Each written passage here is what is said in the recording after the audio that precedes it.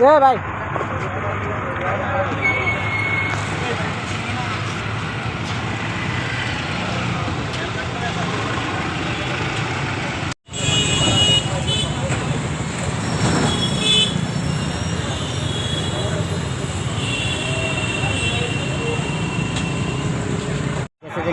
কেটে গেছে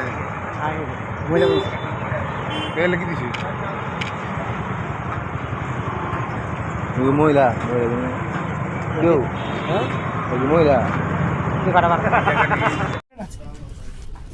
আগরতলা শহরে মেনলি আমরা প্রথম দিকে রামনগর বিধানসভা অন্তর্গত রামনগর ৮ নম্বর রাস্তায় পূর্ত দপ্তরের অধীনে যে কাজগুলি চলছে, ড্রেন নির্মাণ এবং রাস্তা, সেগুলি কাজ সরেজমেন্ট দেখলাম। কিছুটা জায়গায় অসুবিধা ছিল, দখল করা ছিল মানুষের, তারপর সেগুলো আলোচনা করে আজকে ফাইনাল হয়ে গেছে, তা দখলমুক্ত করা হচ্ছে। সার্বিকভাবে কাজের অগ্রগতি সন্তোষজনক, এলাকার লোক কথা এবং পানীয় জলের কিছু সমস্যা ছিল, আমরা ওদের ব্যবস্থা গ্রহণ করার প্রতিশ্রুতি দিয়েছি এবং সেভাবেই কাজ চলছে। পরবর্তী সময় আমরা শকুন্তলা রোড আগরতলা শহরের প্রাণকেন্দ্র, যেখানে দীর্ঘদিন বছর ধরে বৃষ্টির জল জমে থাকতো, সেই থেকে সামনে রেখে একটা প্রজেক্ট করা হয়েছে, ড্রেন নির্মাণ করা হয়েছে, পাশাপাশি রাস্তাটায় উঁচু করা হচ্ছে। সেদিকে লক্ষ্য রেখে আমরা কাজ শুরু হয়েছে এবং কাজ খুব সুন্দরভাবে চলছে। সেটা আজকে পরিদর্শন আমরা বেরিয়েছি। আমার সঙ্গে আমাদের স্মার্ট সিটি সিও সাহেব আছেন, আমাদের কমিশনার সাহেব আছেন, আগরতলা মিউনিসিপাল কর্পোরেশনের এবং অন্যান্য আধিকারিকরা আছেন। সার্বিকভাবে আমি বলবো যে খুব ভালো কাজ চলছে, দ্রুতগতিতে কাজ চলছে। সামনের বর্ষার আগেই আমরা শহরবাসীকে জল যন্ত্রণা থেকে অনেকটাই মুক্ত করতে পারবো। আরও এমনিতেই আমি বলবো যে অধিকাংশ ক্ষেত্রে এখন আগরতলা শহরে আগে অল্প বৃষ্টিতে যে জল জমতো, এখন বেশি বর্ষা হলেও সেই জল জমে না, কিছুক্ষণ থাকে। তাও কিন্তু আমাদের ড্রেনেজ সিস্টেম এতটা ভালো হয়েছে, নিকাশি ব্যবস্থা, যে সামনে বর্ষাতে ততটা জল হয়তো থাকবে না, শহরবাসী জল যন্ত্র থেকে মুক্ত পাবে।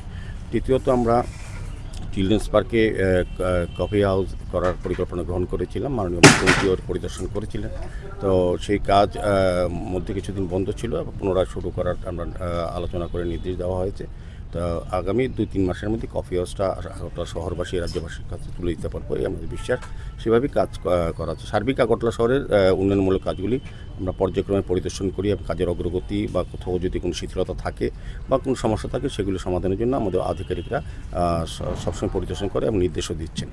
শিশু উদ্যানের বাকি অংশে কোনো কিছু পরিকল্পনা রয়েছে না, সরকার আস্তে আস্তে বিভিন্নভাবে শিশু উদ্যানকে প্রায় মুক্ত রাখার চেষ্টাটা করা হচ্ছে এবং মুক্ত রেখে কিছুটা জায়গা, যেহেতু আগেও কিছু কনস্ট্রাকশন হয়ে গেছে, আমাদের এখানে বেন্ডিং জোন করা হয়েছে, সামনে কফি হাউস করা হবে, এটা শুরু হবে, এবং যাতে শহরের মানুষ একটু মুক্ত হাওয়া পেতে পারে বা ব্যবহার করতে পারে বিনোদনের জন্য, সেটাও ব্যবস্থা করা হচ্ছে।